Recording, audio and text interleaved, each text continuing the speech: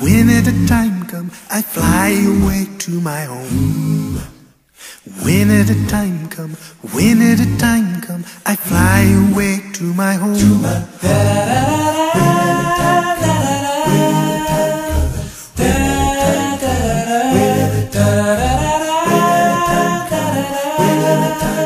I fly away to my home. Yes. Maybe the morning, maybe the evening, I fly away to my home. Maybe the noonday, but soon I'll be leaving. I fly away to my home.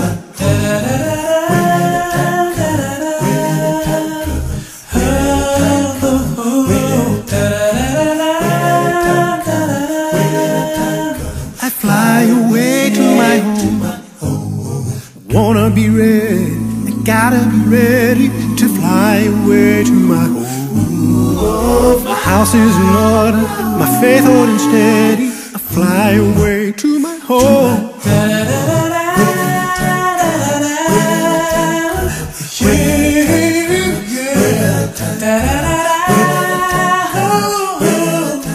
Oh, I'll fly away to my home.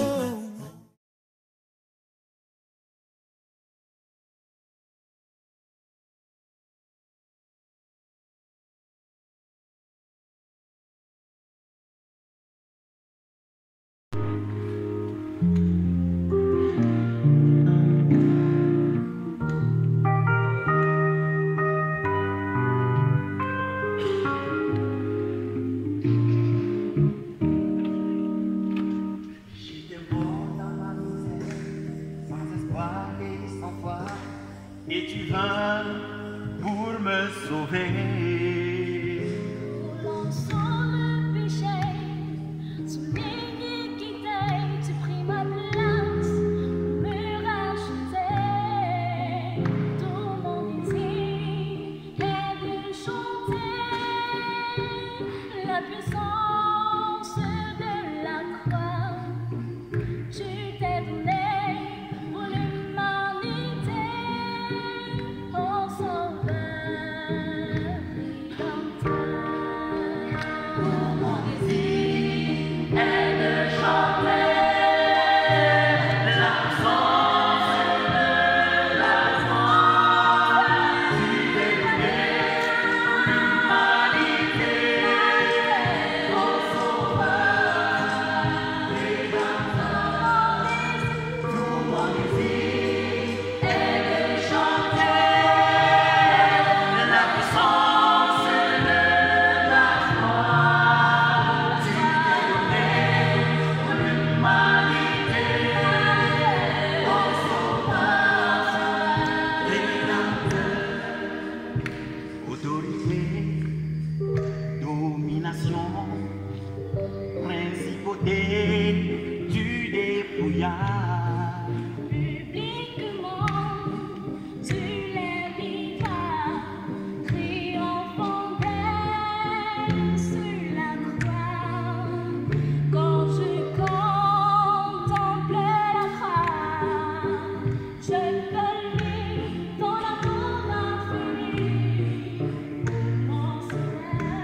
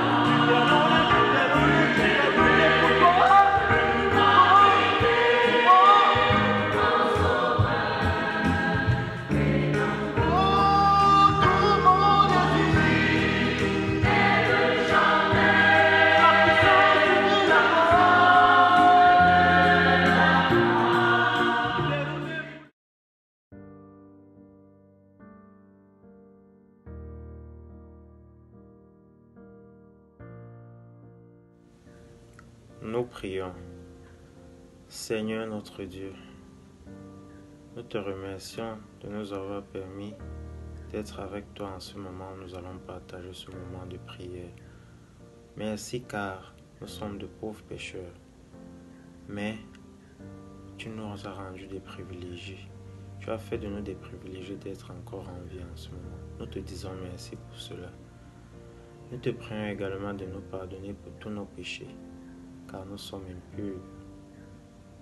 Nous t'avons offensé. Nous avons failli. Nous implorons ton pardon, Seigneur. En ce soir, nous voulons également te prier d'illuminer, de guider celui-là que tu as choisi pour qu'il nous entretienne ce soir. Que son message nous transperce, que son message nous atteigne, que nous puissions retenir la quintessence du message divin dont il sera porteur ce soir. Seigneur, sois avec nous, sois avec lui. Que ce moment soit un moment saint, un moment pur, un moment de partage. C'est au nom de Jésus-Christ, ton Fils, notre Seigneur et notre Dieu, que nous t'avons prié. Amen.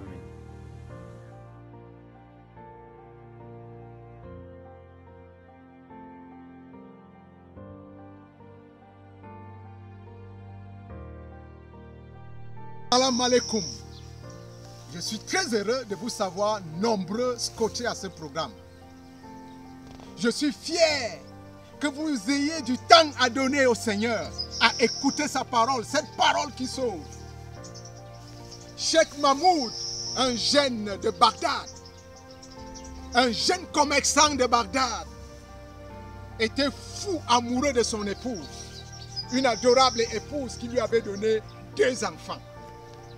Cheikh Mahmoud aimait son épouse de tout son cœur, de toute sa force, de toute son énergie.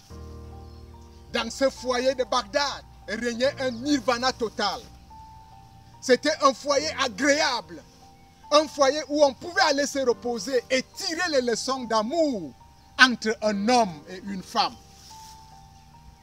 Comme là où il y a le bonheur, le diable finit toujours par s'immiscer. L'épouse de Cheikh Mahmoud tomba gravement malade. Oui, elle tomba malade de manière à ce que l'article de la mort n'était pas loin de cette adorable femme. Cheikh Mahmoud avait tout mis en branle pour retrouver la santé de son épouse, de son adorable épouse. Pendant la convalescence, alors qu'elle reprenait petit à petit son énergie, elle eut envie de manger des pommes. Et ce n'était pas la saison des pommes à Bagdad. Parce que Cheikh Mahmoud parcourut tous les espaces à la recherche des pommes et il n'en trouva pas. C'était un vieux commerçant de pommes qui lui donna la précieuse information d'aller à Mossoul. Là encore, dans les jardins du roi, il pouvait trouver des pommes. Comme Cheikh Mahmoud aimait son épouse, et qu'il voulait que cette tendre épouse retrouve son équilibre sanitaire, il fit un voyage exprès à Mossoul, à la recherche des pommes. Monsieur, madame, vous voyez à quel degré l'amour peut porter un être aimé à aimer un autre. Vous voyez à quel degré l'amour dans le foyer est aussi adorable. Ce matin, j'ai décidé d'utiliser beaucoup le terme adorable. Cheikh Mahmoud arrivé à Mossoul, parcourut également tous les marchés de Mossoul. Il n'y avait pas de pommes. Mais par chance, il trouva 3 dernières pommes dans un étalage et il les acheta à prix d'or. De retour à Bagdad, il trouva toujours son épouse alitée et il lui mit au courant qu'il avait trouvé pour elle 3 pommes. Mais il se peut que l'envie des pommes était passée. L'épouse se contenta de poser les pommes au chevet du lit, se rendormit pendant que Cheikh Mahmoud changea de vêtements pour aller à son commerce. Pendant qu'il s'est retiré pour son commerce et que l'épouse a repris un petit somme, les 2 adorables enfants de Cheikh Mahmoud sont entrés dans la chambre, ont ramassé les pommes de leur mère et se sont mis à jouer dans la rue avec cette pomme. lorsqu'un vaurien de passage, comme il y en a tant dans notre monde, lorsqu'un vaurien de passage, comme il y en a tant pour créer des situations aux hommes, s'empara des pommes entre les mains des enfants. Les enfants avaient beau crier à ce vaurien de leur remettre les pommes, que ces pommes appartenaient à leur mère qui était malade depuis longtemps et que leur père avait fait un voyage express vers Mossoul pour acheter ces pommes. Ce monsieur ne faisait que s'éloigner des enfants en marquant des enjambées géantes. Mais il avait tout suivi de ce que les enfants lui avaient dit. Il avait tout enregistré de l'origine des pommes. Et c'est ainsi qu'en passant par mégarde devant la boutique de Cheikh Mahmoud, Cheikh Mahmoud remarqua ce gaillard avec des pommes en main et des pommes qui ressemblaient étrangement aux pommes qu'il avait ramenées à son épouse de Mossoul, l'interpella.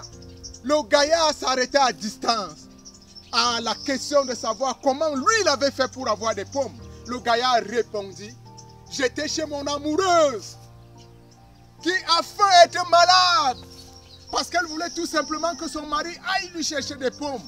Et ce mari est allé jusqu'à Mossoul. Il a pris ces 3 pommes pour elle. Et comme présent, elle m'a réservé 2 de ces pommes. Et ce sont ces pommes que j'ai en main en ce moment. Cheikh Mahmoud, ayant appris ce que le vaurien lui avait déclaré, sortit de la boutique pour appréhender ce dernier. Mais il se dispersa dans la foule. Et s'étant dissimulé dans la foule, il n'y avait plus d'espoir pour le voir. Il n'y avait plus d'espoir pour mettre la main sur ce dernier. Fou de rage, Cheikh Mahmoud retourna à la maison pour s'assurer si effectivement les pommes qu'il avait vues entre les mains du gaillard étaient bel et bien les pommes qu'il avait apportées à son épouse. Quand il arriva à la maison, il trouva effectivement que 2 pommes manquaient des 3 qu'il avait ramenées de Mossoul à son épouse. Il secoua son épouse et lui posa la question de savoir que sont devenues les pommes. Et son épouse dit négligemment, je les ai posées au chevet du lit et puis mon amour, je me suis mis à dormir une fois de plus lorsque tu es parti. Je n'ai aucune idée de ce que ces pommes sont devenues. Cheikh Mahmoud, furieux et jaloux, tira son sabre, égorgea son épouse, la découpa en pièces, chargea un sac et alla jeter ce sac dans le Tigre. Retourna dans sa boutique, content d'avoir posé l'acte qu'il fallait pour une épouse adultère, pour une épouse infidèle. Monsieur, madame, il y en a qui ont commis des crimes, il y en a qui ont commis des aberrations, il y en a qui ont commis des abominations sous le feu de la colère, une colère injustifiée, sous le feu d'un témoignage, un témoignage négatif. Cheikh Mahmoud, de retour le soir à la maison, après avoir commis ce forfait, ne savait pas que ses enfants étaient dans les encablures de la maison. Les enfants s'étaient enfuis vers chez le voisin, en attendant que le père revienne du travail, afin qu'ils supplient leur papa de ne rien faire de mal à leur mère, parce qu'ils étaient l'auteur de la disparition des pommes. L'aîné, rasant les murs, aborda son père en disant, « Papa », et s'étant agenouillé, « Papa, ne fais pas de mal à maman, ne fais pas de mal à maman pour les pommes. Nous avons pris les pommes ce matin, mon petit frère et moi. Nous nous sommes mis à jouer dans la rue lorsque un gaillard de passage a arraché ses pommes et il s'en est allé. Nous avons beau crier derrière lui que tu avais fait un voyage pour Mossoul et que maman était malade et avait envie de manger les pommes. Que ce gaillard ne nous a pas écoutés et il s'en est allé avec les pommes. Papa de grâce ne fait de mal à personne. Monsieur, madame, à lui de cette information, à lui de ces renseignements, mettez-vous à la place de Cheikh Mahmoud. Mettez-vous à la place de Cheikh Mahmoud qui a précipité la mort de son épouse pour avoir entendu un faux témoignage de la part de ce vaurien qui avait arraché les pommes à l'enfant. Le livre de Dieu dit, dans Exode le chapitre 20 en son verset 16, tu ne commettras point de faux témoignages contre ton prochain. Tu ne commettras point de faux témoignages contre ton prochain. C'est l'un des 10 commandements. Combien, monsieur, madame, les hommes et les femmes de notre monde commettent des faux témoignages? Combien sont entrés précocement dans les cimetières à cause d'un faux témoignage? Combien attendent la résurrection finale pour comparaître devant le tribunal de Dieu à cause d'un faux témoignage? Cheikh Mahmoud avait déjà dépecé son épouse. Malgré la supplication de ses enfants, malgré les larmes de ses enfants, il ne pouvait plus réparer la chose. Tu ne commettras point de faux témoignages. Il y en a qui sont devenus experts en matière de faux témoignages. Il y en a qui sont devenus experts en matière de médisance. Il y en a qui sont devenus experts en matière de crimes contre les uns. Parce que à partir de la parole, ils ont défait la vie de leur prochain. Monsieur, madame, Cheikh Mahmoud n'avait que des yeux pour pleurer.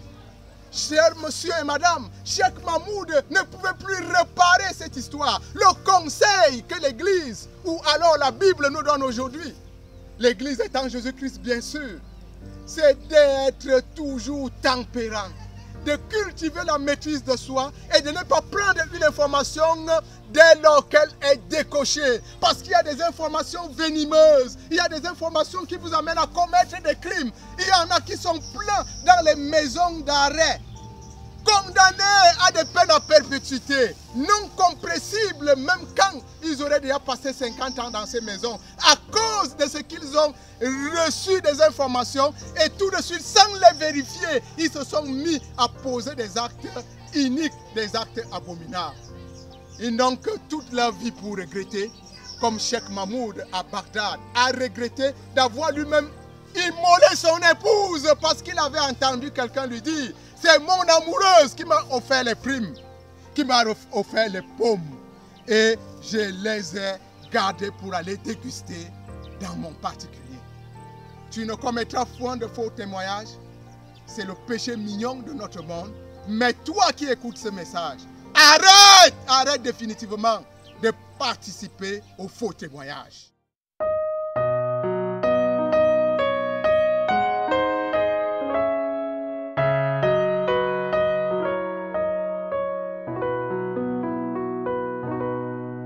Jésus, mon espérance,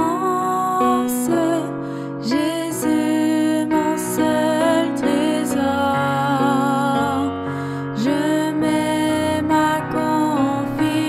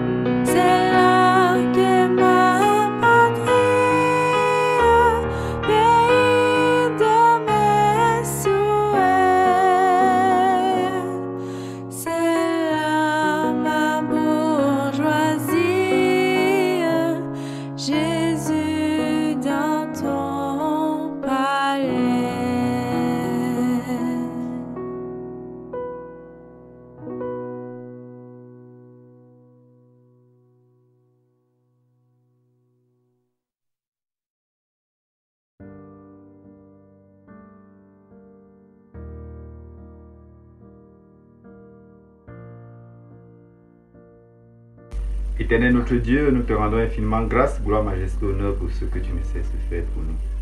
Merci pour ce début de sabbat.